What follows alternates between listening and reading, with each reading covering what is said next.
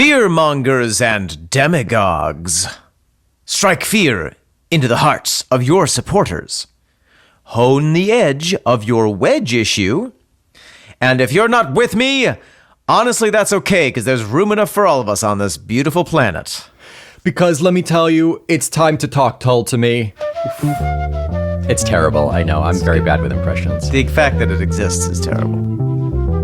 If it had been like Ronald Reagan, it would have been okay. Or Nixon, yeah.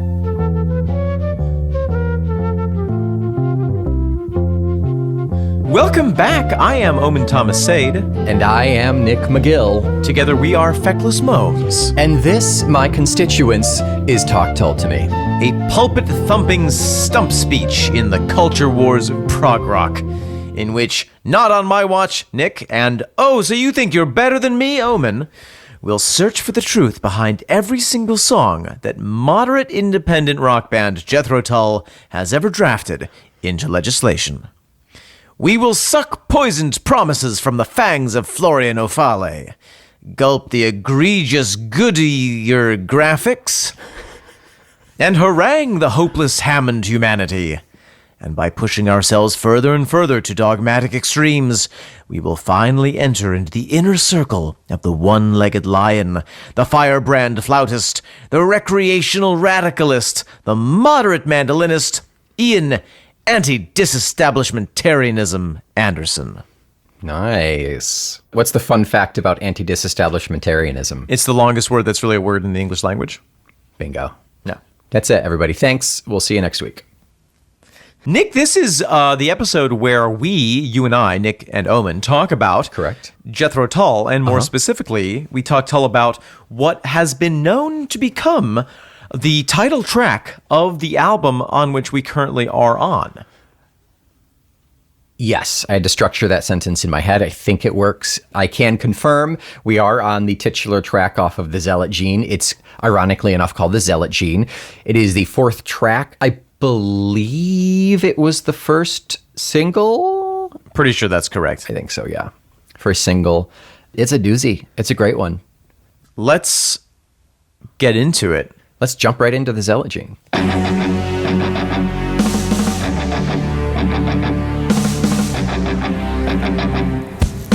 There is the Zealot Gene. Christ, that was the Zealot Gene. What a doozy that song is. What a doozy. It's the title track. It's also, in some ways, I think, the thesis of the album. It's the thesis of the album. It's the thesis of the last, 6 years? 5-6 years? At least. Oh, in terms of our geopolitical history? Yeah. Well, and is it also perhaps the thesis of the last 2,000 to 3,000 years? I mean, sure, certainly, allegorically, you can bring it back that far, but I'm fairly certain, and he has come out and said it, that this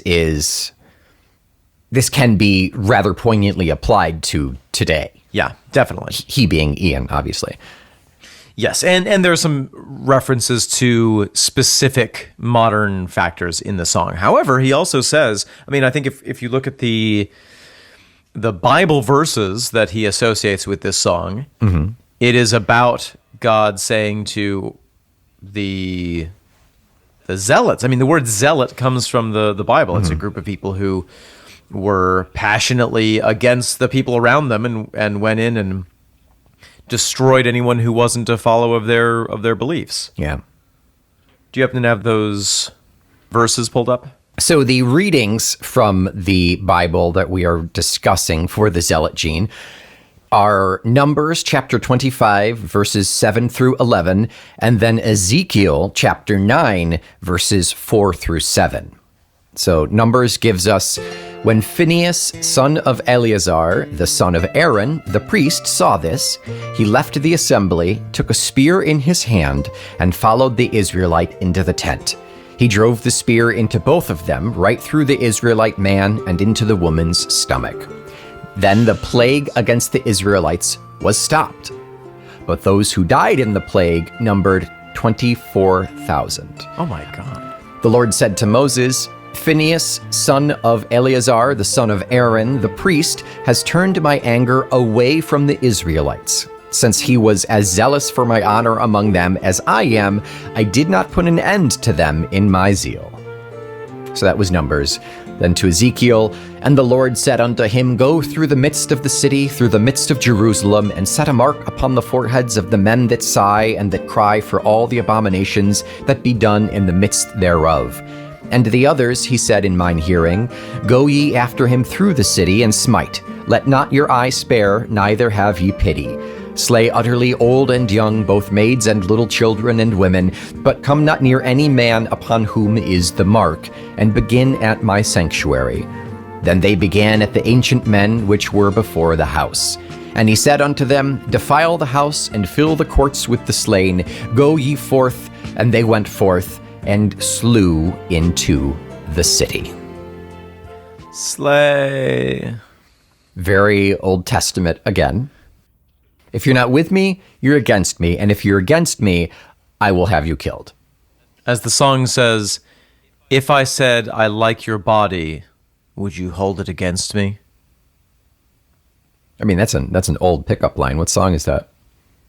It's a pop song, I forget. Could be any. Yeah, so there it is. There's the thesis.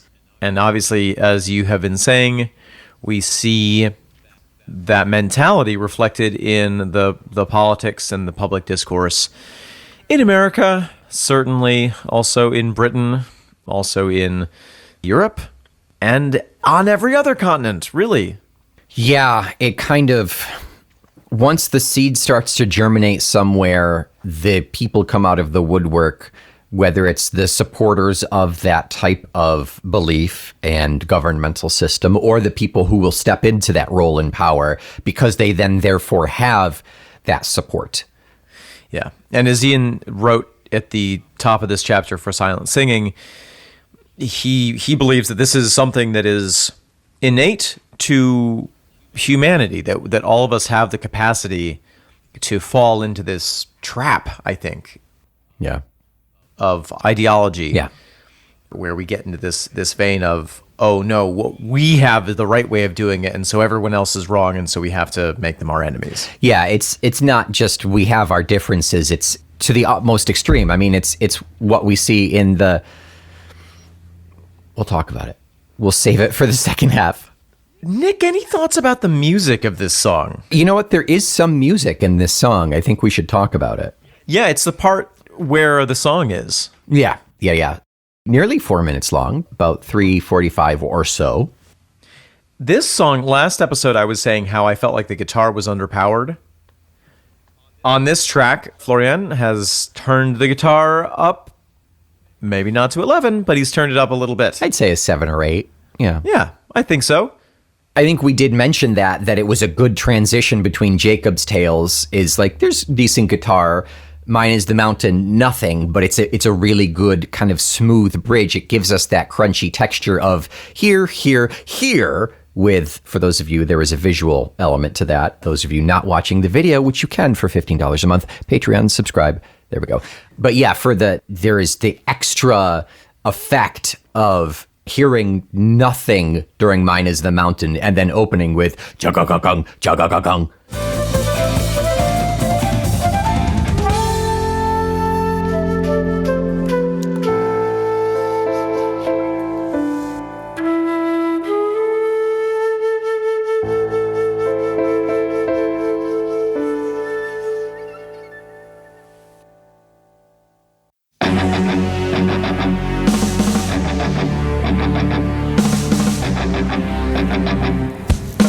It's very good. It's very, very good. It really encompasses the idea of the song. It really feels like it is an extreme.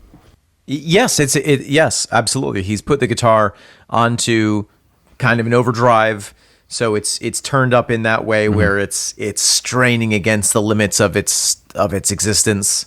Yeah. It hates it and enjoys it all at the same time and wants everyone to hate it as well. It's dehydrated. It's red in the face. Yeah, it's been drinking Red Bull way too much. But it can't stop. Its kidneys are a mess. Yes. But it will get the votes. It's late for its dialysis treatment. Goodness. Yeah, so that amazing chuggy guitar. We've got all very minor, very dark. Except for the chorus, does that get major? It does. It does, okay. Fellow weights are on our side, carrying the Zealot gene. Which is a curious choice, but it still is sandwiched in that feeling of dark, so it still feels negative and eerie and depressing, but it's somehow more effective. Obviously, that change from major to minor or back and forth. Well, you know, it parallels in a way what we were talking about last time, where last time we were talking about the flight of the Israelites from Egypt and the Old Testament God, Yahweh, saying, hey, we'll make a deal. You worship me and only me, and I'll make things good for you. And it's going to be hard, and you're going to hate it, but there will be these moments of beauty. There'll be manna from heaven, etc. Right. And so the song kind of reflected that, like darkness, darkness, darkness, darkness, huge burst of light. Sure, right. Yeah. And this kind of has that same flavor in a way where it's like, everything's really bad, everything's really bad, everything's really bad, but you'll have these moments when you feel like you're winning, like our team is winning, yay. But that's not necessarily a good thing. If you step back and are removed from it, it's not necessarily a good thing. In the middle of the zeal and the excitement when your team is winning, that's great. But if you were to economically and politically step back and see that one side is clearly overpowering the other, I guess if we're talking democracy specifically, but I mean anything that should or could be a democracy, yeah, it's not great. It's not great when the two sides are overpowered, or the one side rather is overpowered. Yeah. But the feeling of it, Yeah. I think, is what is captured by the chorus. Well, yes, exactly. In terms of the mix, I think this whole album is really remarkably well mixed, and remarkable because of the slightly disassociated way that it was recorded. Yeah. So they did record some of the tracks together, and that took a year or more because of the touring dates and how busy everyone was. And then when COVID hit, they started recording all their parts separately. Yeah. And so, I mean, huge, epic recording process for this. The end result is, overall, I think this album is, like I said, incredibly well mixed. This song in particular, I think, is maybe the best mix so far that we've had. It's very crisp and clear. You hear you hear all of the parts. Yeah. I think it was when it first came out, when we did our kind of overall, like JDA gave us the scoop and we were able to drop the episode at the same time that the album dropped. I think that it was Doc Savage who was like, this is not crisp and clear at all. He thinks it's muddy. So I'm curious to know if anyone else thinks this is not a crisp recording. And I'm wondering why, because I said it back then, and I think we both agree that this is such a really crisp, clean piece, you know? It could be that the individual pieces, some of them are, you could call them muddy. I mean, I wouldn't, but you know, maybe there would be room for improvement with individual instruments in terms of the recording quality. Who knows? I mean, maybe if they were recording in their home. For some of the tracks, Hammond didn't record because he didn't have a setup. You know, when everyone was on lockdown, he had his drums, but he didn't have a way to record them that was sufficient. Right. But I think the mix between the instruments is really well balanced, Yeah. especially with this song. You can hear the bass, you can hear the drums really well, you can hear the guitar. Buzzing in your bonnet, and a wasp right up the bum. All the different layers of synthesizer that are in there. I love the synth in this one. It's great. It's fantastic. really adds to it. Carrying the Zealot gene, right or left, no in between. Beware the Zealot gene, naked flame near gasoline. Ian plays the flute on it, he sings, you can hear everything really clearly, and it's all there, like, laid out before you. And I love it.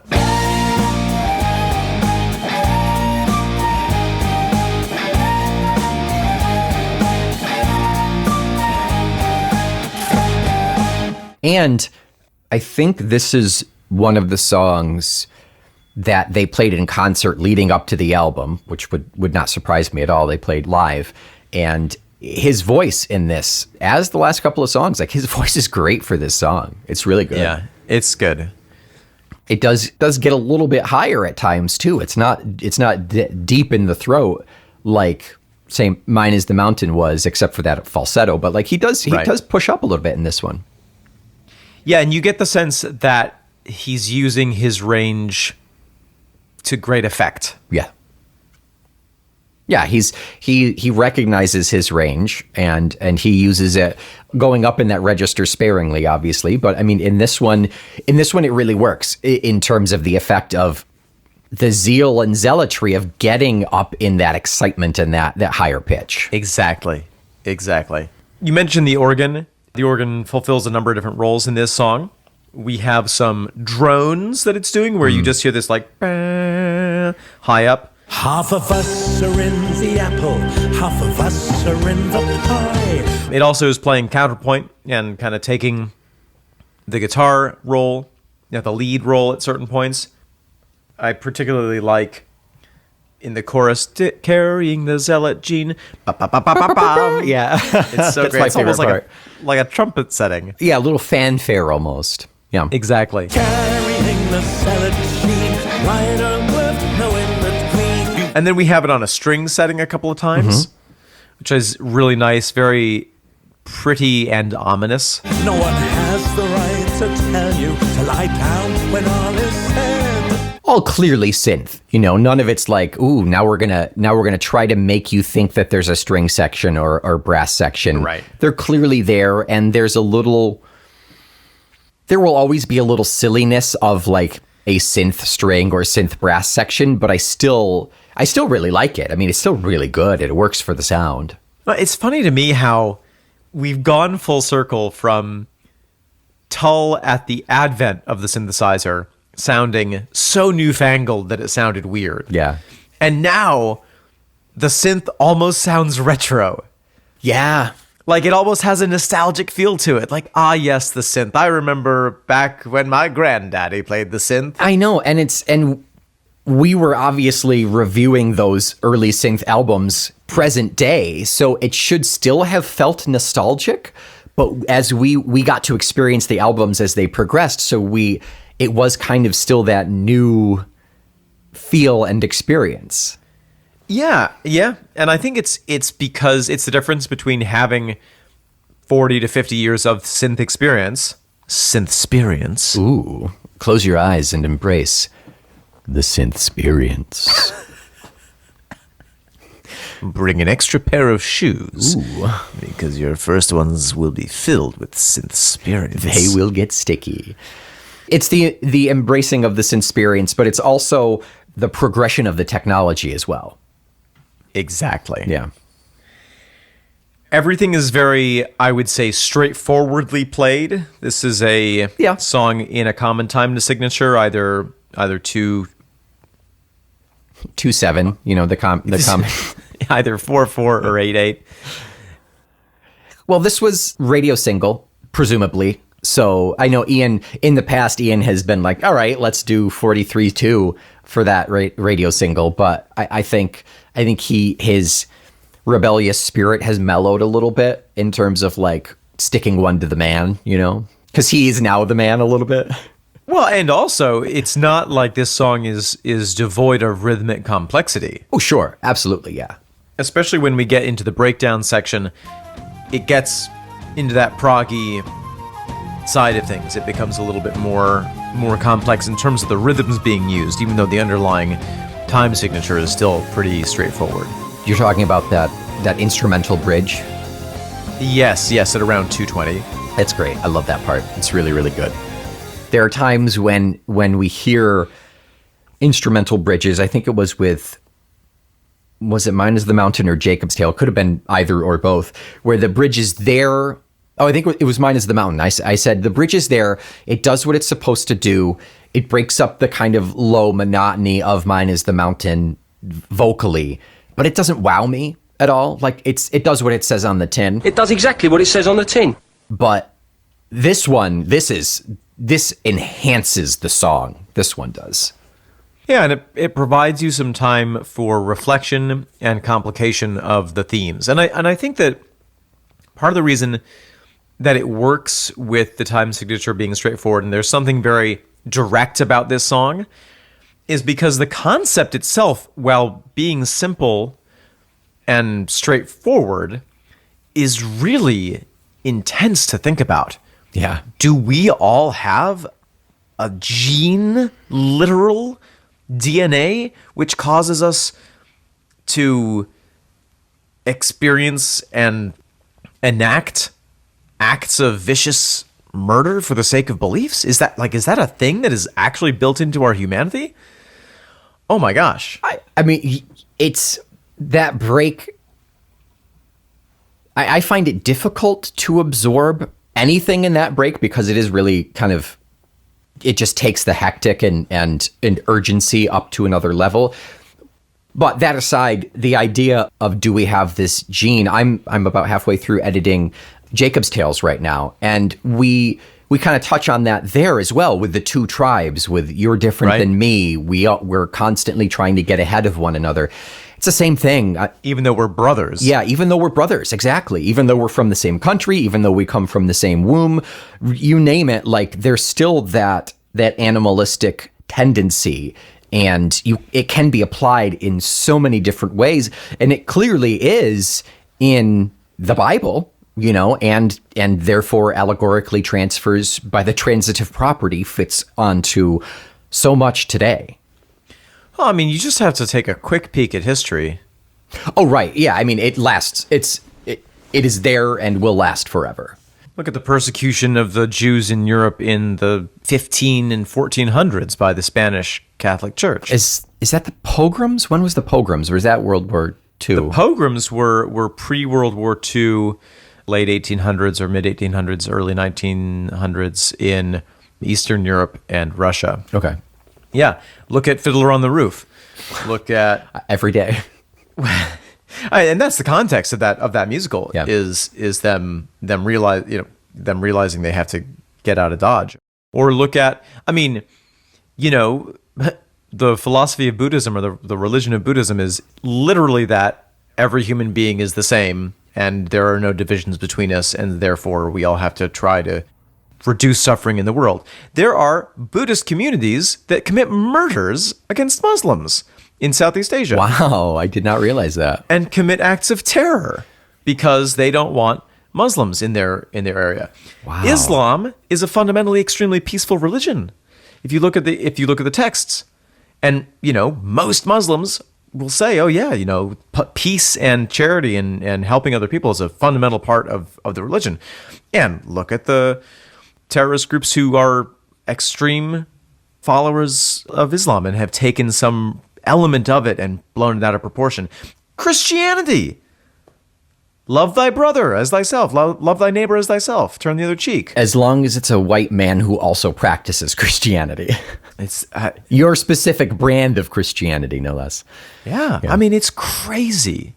It's really, really crazy. All of this is the definition of zealot, though. Look at the Gilfs and the Gibbertines. I try not to, if I can help Don't look it. at them too closely. They were two political factions in Florence in the 1300s, I want to say. I couldn't tell you what either of them believed in. But they were dicks to one another. They were, and Dante Alighieri was on the wrong side, Classic. the losing side, and got banished. My first exposure, I believe, to the word zealot was in the Kevin Costner Robin Hood, Prince of Thieves. Great movie. Oh, so good. It kind of holds up in like a nostalgic way. It a little holds bit. up. It holds up. But Alan Rickman's Sheriff of Nottingham, in order to help combat against, Talk about chewing the scenery. oh God, just pristine work. But in order to combat against Robin Hood and his guerrilla warfare, he gets the Celts. Oh, yeah. He brings the Celts in, and there's like a really big battle where the merry men and everybody in their like tree village sees these, essentially these wild men Yeah. in face paint and kilts like running down, and it's a pretty big fight. But I just remember and I might be misconstruing this, but I remember him referring to the Celts and talking about the zealots. Yeah. That's my Alan Rickman. That was good. Get the zealots. Alan Rickman, Mr. Potter. And I'm sure I may have told you this before, but I quote unquote met Alan Rickman once. This sounds vaguely familiar. I was at a play in London. I was attending a play in London that he had produced. Fascinating, actually. I mean, amazing play. I forget the title of it, but it was about an American woman who went to Palestine to basically report on the conflict between the Palestinians and the Israelis. And she ends up completely not being able to stay neutral and not being able to stay objective, and gets involved on the side of the Palestinians and ends up getting killed. Wow. Amazing play. But it's all, and it was a real story, and she documented everything. Anyway, he had produced this, and I went to get a beer during the act break, and he cut in front of me. I'm Alan Rickman. Let me in. No cutsies. To get 2 glasses of wine. And while he was getting his wine, a little pigtailed, little 8 or 9-year-old blonde girl tugged at his shirt sleeve she had a little pad of paper, and she was like, "Please, Mr. Rickman, may I have an autograph?" And he turned around. It was exactly like his Snape character. He turned around like,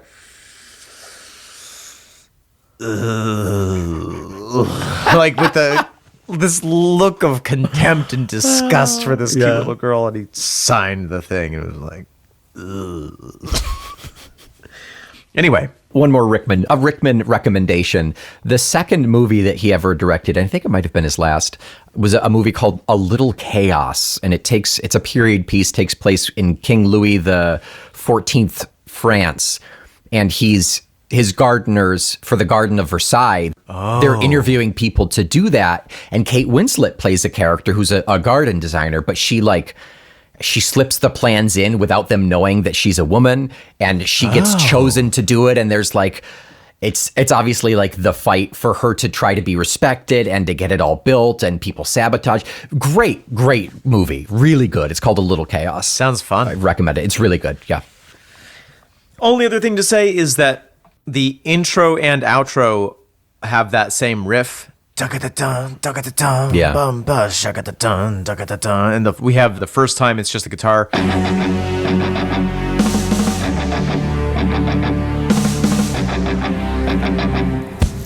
When we're exiting, the flute gets involved. It's not a fade out. It goes and ends. It's really good.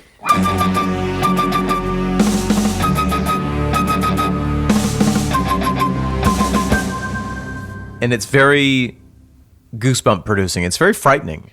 Goosebumpery. Nick, welcome back to this part.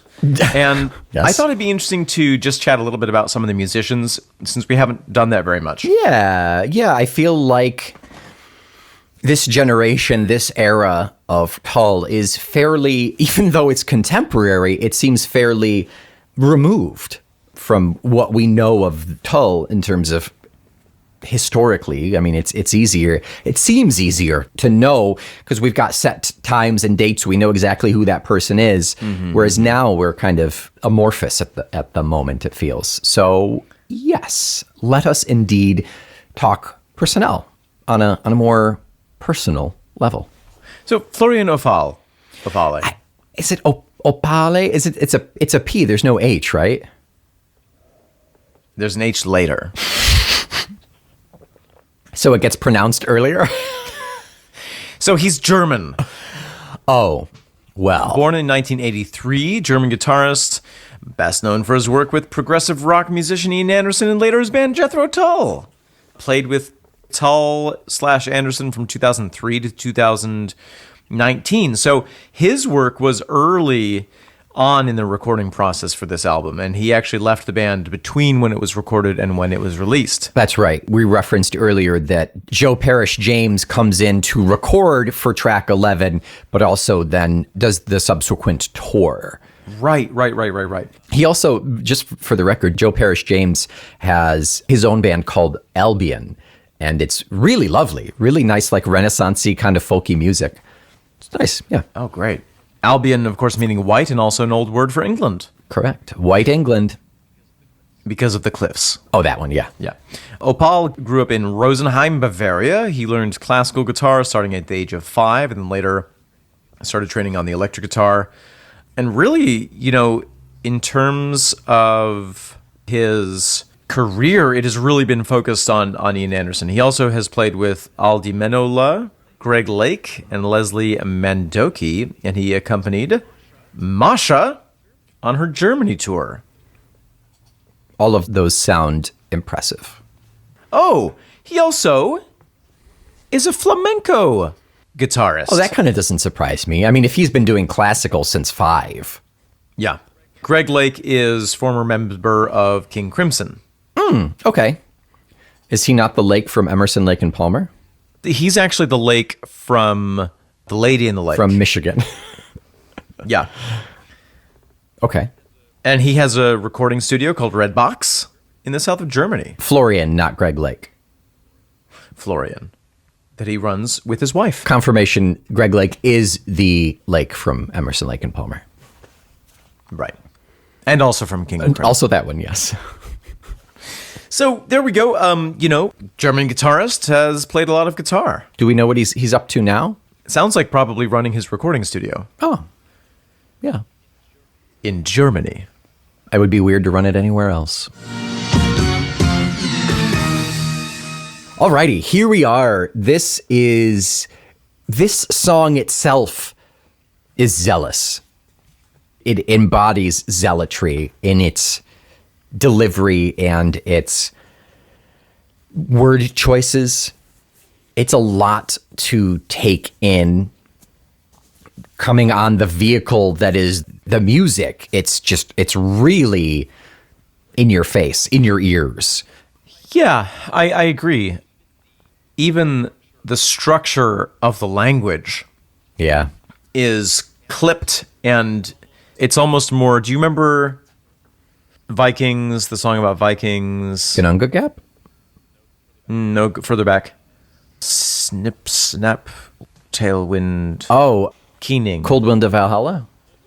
Cold Wind of Valhalla. Remember how it's kind of just like a series of images in some parts.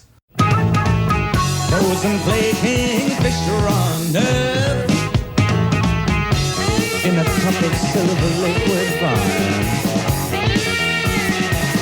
Moonjet praising the ceiling swerve. That feeling, I feel, is represented in this song as well, where, often when Ian writes, it's these long thoughts that are broken up by the structure. Yeah. Whereas this, it's much more like clip, clip, clip, clip, clip, clip, clip. Half of us are in the apple, half of us are in the pie. Pablam. It's, I guess, modern day Vikingry, I mean, it's so impassioned and so there's such uncontrollable force behind it that you can't stop and think to create the poetry. It's just, I have to get this out. And therefore the poetry has that muscular quality to it. Oh, yeah. Muscular. Yeah, in its own sense, it is still poetry. Oh, very much. Because it is written in a strategic, specific way, and it does, therefore, aid in getting the point across. So I think we were talking, when we dipped a little bit into the context earlier, we were talking about the polarization of my religion and not my religion, and right. Good and bad and left and right, et cetera, et cetera. I mean, it's all the idea of zealotry, or I suppose the main principle behind zealotry is that things are dichotomous. Things are binary, yes. Black and white. Either you're with me or you're against me. And with the original meaning of zealotry and the way it feels like it is translating now is the idea that it's so drastically binary that it's not just, we have differing opinions. It's, if you have a differing opinion from me, you are such an existential threat that you need to be taken care of. You need to be dealt with. And wiped off of the earth. So you cannot Yes. in any way propagate your own feelings and opinions. Yeah, and I think where we see this really, where this is very visible in the United States, are all these issues that don't actually matter. Like, where a group of people will decide, okay, this one thing that actually has zero effect on me, I'm going to make it a problem. And I'm going to make it a problem not only for myself, but for all the people that is a factor in their life. Drag shows, That's the one I'm thinking of right now. books, Books. bathroom bans. Oh my God. None of it matters. It all is completely just like, they're literal non-issues. I'm looking directly at you, Florida. Yeah, but it's not just Florida. Ron DeSantis. Yes, absolutely. But he's the poster boy. I mean, Florida seems to be the poster boy. He's trying to virtue signal in a way to be the replacement for Trump. Yes, because he's realized that, okay, dividing the country into the people who are, it's quote unquote virtuous and correct, and the people who are, and the moral Visigoths who are coming to destroy our our upright moralistic culture. That was our metal band name, wasn't it? Moralistic Visigoths? Yeah. Doesn't quite roll off the tongue, but No. the costumes were amazing. Oh my God, the leather and the platform shoes. Yeah. And so, yes, but there are, this is happening all across the United States. It's happening in other places as well. Sure. I forget, there's a country in Africa that just made it a punishable by death crime to be a homosexual. And Punishable by death. in 2023, ladies and gentlemen. That's been around a long time, but the fact that has been passed now, present day, Yeah. begrudgingly not a surprise, unfortunately. And the way you can tell it's zealotry is that the people who believe that these things are a problem don't actually know what the things are. There's some really great examples, so drag shows and gender identity has replaced the flavor of the week, which before was critical race theory. Oh, I forgot about that. Yeah. I know, right? For a while it was, oh my God, I can't believe this is happening. They're teaching critical race theory in schools and it's very, very bad. Which they weren't. Well, and also there are all these clips of people saying, oh, okay, so you're against the teaching of critical race theory in schools. Oh, absolutely. Yes, it shouldn't be done. Great. Can you explain to me what critical race theory is? Nope. No, because it's a buzzword they heard on Fox News. And it doesn't actually really exist. It is maybe in one area of study, a title that is applied to one very, very small segment. In college law, I believe, right? Like Yeah. college level law. Yeah. Right. And so it is just a phrase. And then the next phrase is drag shows. Yeah. And the next phrase is going to be whatever. It's going to be trains. Trains. I wish that we would get zealous about trains. Yeah. As zealous as Ian Anderson is.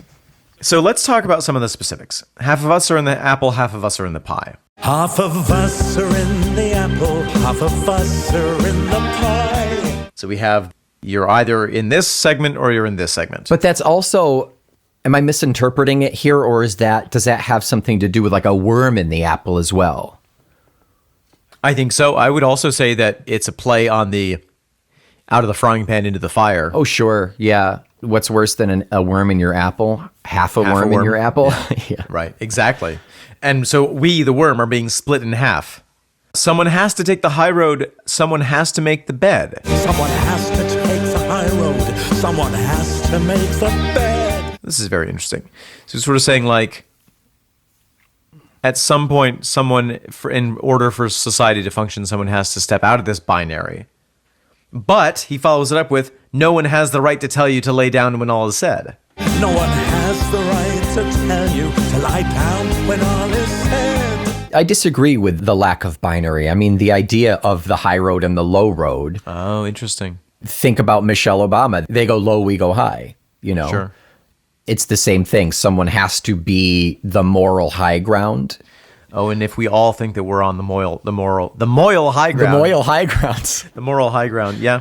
And the someone has to make the bed is you've made your bed, now lie in it, which ties into the lie down. I found these disparate pieces and I connected the red yarn. Well, and that's something that the human brain does. Yeah. And that's something that those who peddle zealotry rely on.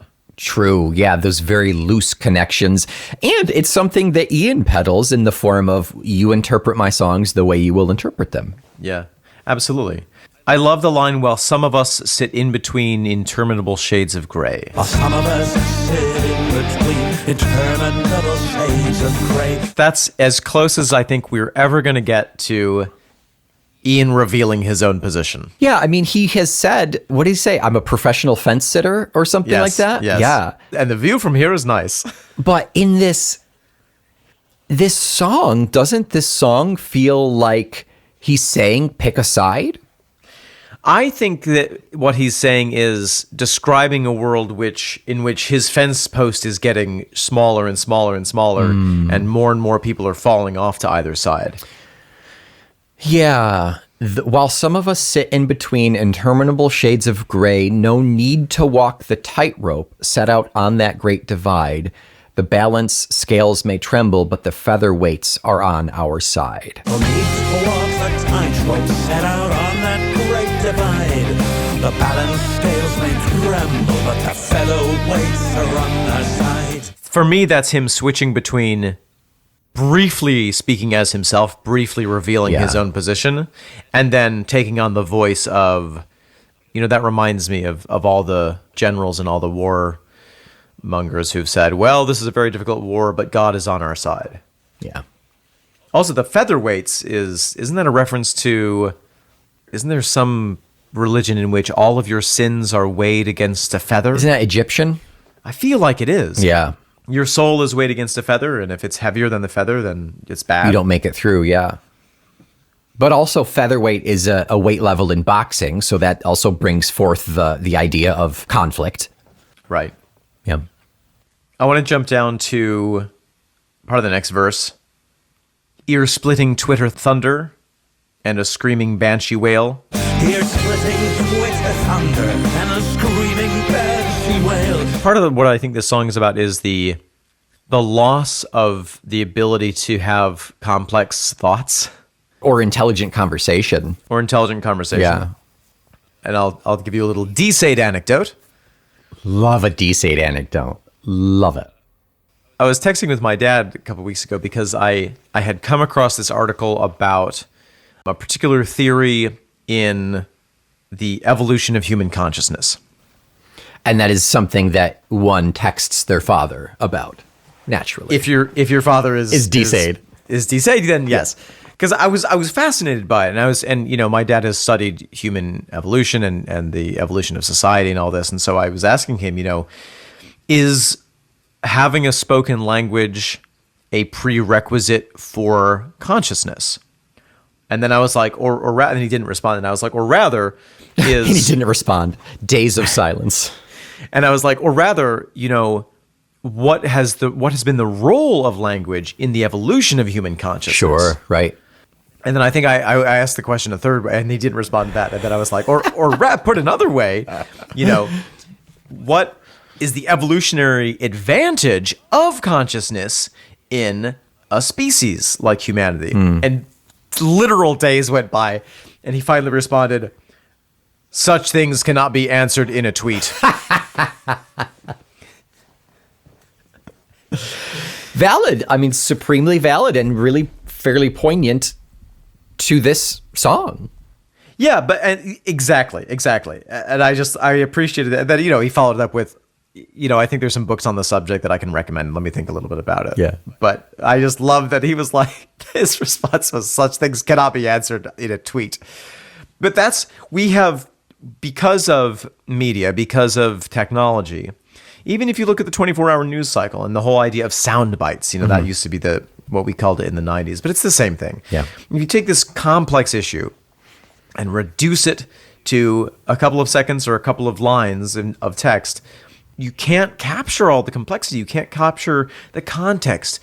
The world is an incredibly beautifully complex and interconnected space in which nothing happens for one reason alone. Everything has multiple causes behind it that interweave, and And so to say, oh, this is because of this, it's just not that simple. Right. I mean, it ties back to that buzzword, fear-mongering, critical race theory. Don't know what it is, but it's clearly bad because Tucker Carlson told me that it was bad.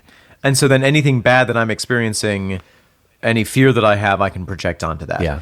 And that's the kind of genius of zealotry, is to say, and this does get to evolutionary theory, but this idea, I know I've talked about it dozens of times, but the idea of in-groups and out-groups, that is something that I think is built into the way that our brains are structured.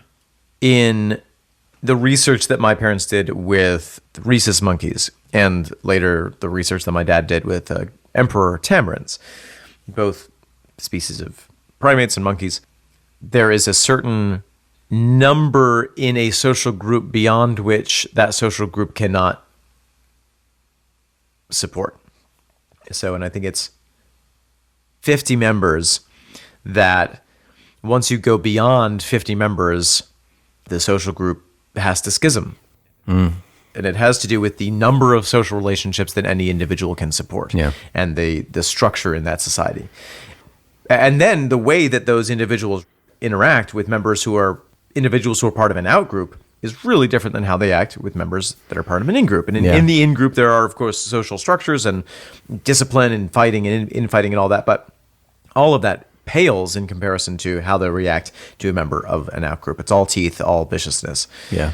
And I do think that human beings are naturally have that as part of our evolutionary past. Now, but I don't think that means that we are destined to behave that way. Right. Right. Presumably we have gone beyond that, theoretically. I think that we are evolving. If we are going to survive as a species, then I think that it is in our evolutionary interest to evolve to see every single member of our species as part of an in-group, as part of our responsibility to care for. And that's what Jesus was going on about. Yeah, I mean, am I wrong in assuming that like it felt like we were going in that direction until like 5 or 6 years ago? Well, I think that it is too complex of an issue to simplify in that regard. In a tweet. But I do think that because humanity has so much complexity within us, we have the capacity for both good and evil. Yeah. We have the capacity to evolve and we have the capacity to devolve. And so I think it's always a fight between those two. And I think that probably it swings this way and it swings this way and it swings this way and it swings this way. And hopefully you hope that in the grand scheme of things, if you look back over 1,000 years, it's swinging in the correct direction. Right. It's not just me and my tribe making these decisions. There are so many external factors that come into play that then interact and interfere with you and your tribe. And it depends on how not just you, but your tribe as well reacts to those things. Because it seems like evolution is a broad activity. It's not just a single person. Very long. Yeah. I just want to say that the discussion that you tried to get out of your father about language and consciousness, etc., that is like a prime example of what you and I used to stay up until like 4 a.m. or 5 a.m. talking about in your kitchen in high school while listening to Tull. Absolutely. Yeah. You know, there's so much. This song is so relevant to what's happening in our lives that it's almost hard to just talk about the song. But are there any other specific lyrics that you want to pull out, Nick?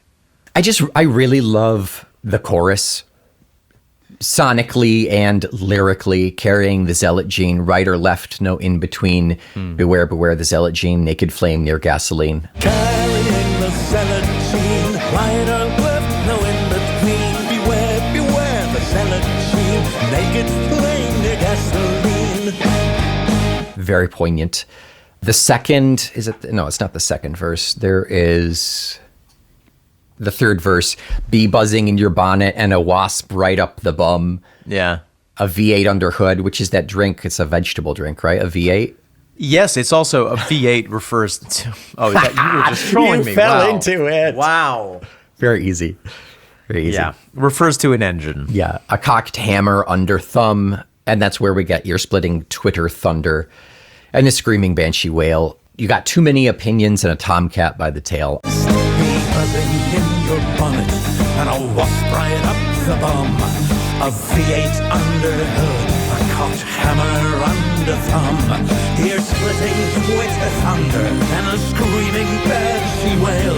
You got too many opinions and a tomcat by the tail. All derivations and bastardizations of phrases that are basically you're screaming into the dark, you're screaming on deaf ears. There are things that hyperbolically are literally the worst thing in the world, and they make you agitated and upset and I'm mad as hell and I'm not going to take it anymore. I'm as mad as hell, and I'm not gonna take this anymore! Yeah. Well, and I don't know why that was Nixon. I apologize. my interpretation of this song is that this gene, let's say, the zealot gene, does lie in each of us Yeah. and can easily be activated. Sure. And so people who activate it on purpose are playing with fire and maybe don't realize how dangerous it is. Yeah. Or worse, do, but they've got blood in their eyes, and so they don't realize, they don't care anymore. January 6th. It's like a zombie disease. Yeah. You remember The Walking Dead, right? I have heard of it. Yes, I remember The Walking Dead. Yeah. There's that great scene in the second season, I want to say, or maybe it's the first season, where they meet up with the scientist who has kind of figured out some stuff about what's happening and decides ultimately to blow himself up. That was the first season. That's kind of the kicker of the first season. Spoiler alert for like a 20-year-old TV show. Right. And right before the hero gets out of there, the scientist grabs him and whispers something in his ear. And you later find out that he's figured out that they've thought up to this point that it's this kind of breakout disease, and if somebody gets bitten by a zombie, then they turn into a zombie. And what the scientist reveals is everybody has the virus. Yeah. Every single person who's alive has the virus. Yeah. It was actually just a recipe for his mom's brownies. He didn't want it to sure to set the oven for 225. But that seems so low. I know, it's a low and slow recipe. Boom. That's why you use lard instead of shortening. Lard in brownies? Lard brownies, baby. Oh, yeah. That was our first single from What was it? I don't even remember the name of the band anymore. You have to write the jokes down, Nick. I know. So, yes, in conclusion, Love one another. love one another, and if you start to feel yourself saying, yes, I'm going to love everyone except for that group of people, then maybe you should really take a hard look at your brain, set it out on a table, and think to yourself, is my zealot gene being activated? Yes. Yeah. One of my favorite things, you remember the Skinny Atlas Dickens Festival? Sure do. One of my favorite things that one of the performers who played Queen Victoria used to say is, Christmas is a time when we should remember to extend kindness to those we love and those we do not love. Yeah, and I think that's a really great message. It's like you should use all of your kindness and all of your love and all of your gentleness and shower everyone that you love with that. And also everyone you do not love. Guess what? That was what J. Christ was all about. It literally was. Yeah. There's some very specific meditation exercises in, I think it's Tibetan Buddhism. And it's specifically about imagining someone. It goes in phases. So you first imagine someone you care about. And you imagine, enveloping them in a light of love and health.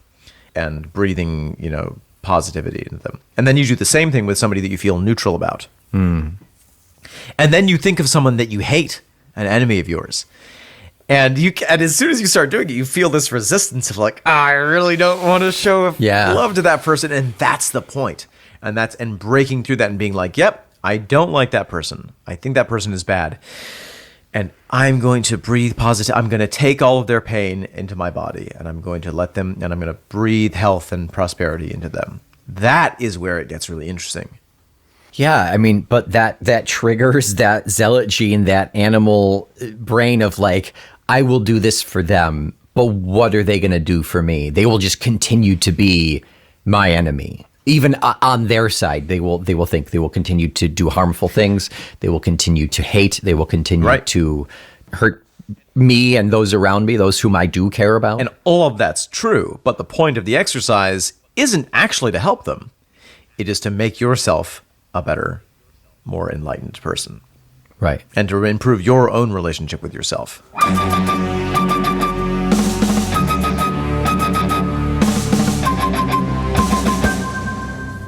Omen, what are we talking about next week? I am not so sure because I haven't looked it up yet, but I think it's a song from the Zealot Gene, and I'm excited to find out what. You're onto it. You're onto something there. I believe it was the third music video. It is track number 5 off of the Zealot Gene. It is Shoshana Sleeping. Shoshana sleeping. Who's sleeping over there? It's Shoshana. Shoshana looks so sleepy. Maybe she needs her sleepy blanket. Hey, Shoshana, are you tired? You should sleep. Is that Dutch? Yeah, it's a Dutch accent. That's like a Dutch accent. They hit that like je. Not what I was expecting. Oh. Smoking a pancake. Would you like a schmock and a pancake? A what? A schmock and a pancake. Until next week, beware, beware. I am Omen Thomas Sade. I am neither right nor left. I might be in between. I'm Nick McGill. We are naked near gasoline, the feckless momes. This show is not about xenophobic scaremongers. This show is Talk Told to Me.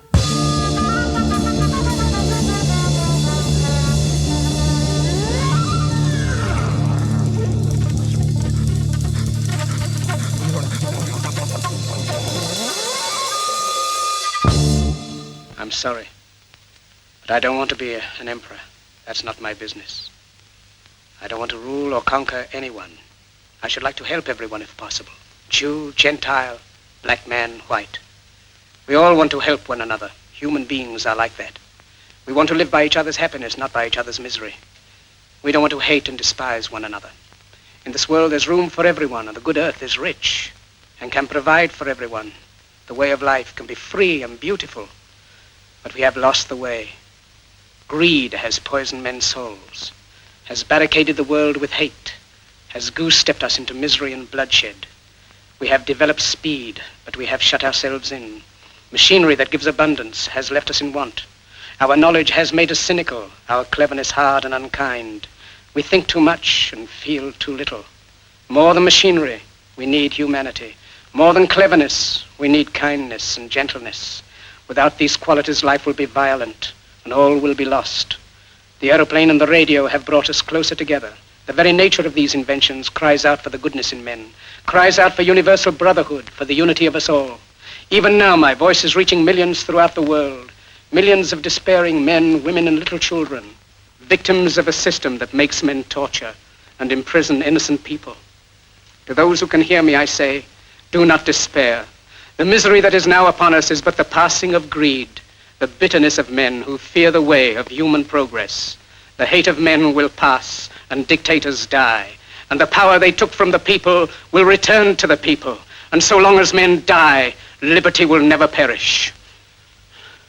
Soldiers, don't give yourselves to brutes. Men who despise you, enslave you, who regiment your lives, tell you what to do, what to think, and what to feel, who drill you, diet you, treat you like cattle, use you as cannon fodder. Don't give yourselves to these unnatural men, machine men with machine minds and machine hearts. You are not machines. You are not cattle. You are men. You have the love of humanity in your hearts. You don't hate, only the unloved hate, the unloved and the unnatural.